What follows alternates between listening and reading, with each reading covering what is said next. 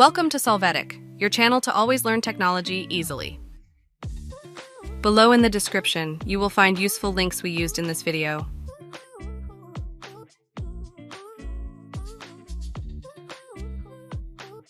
Today in Solvetic, we will see how to change Instagram Stories background from a post. We start by opening Instagram. After that, we will go to a post and click on Share. Then, click on the Add to Story option. Now, we are going to reduce the size of our image and we are going to place it as if hiding it at the bottom as much as we can without actually eliminating it. After this, click on the top sticker icon and then on the photo option.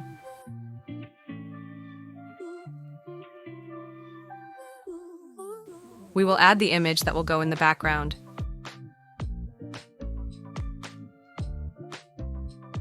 Now we adjust this background image by enlarging it and placing it so that it does not cover the background image of the initial publication. Once we have it adjusted, we click and drag the initial image of the publication in front of the background and place it.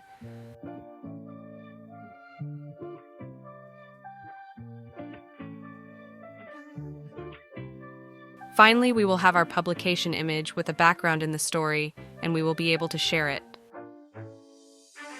Hey, remember to subscribe Solvetic channel.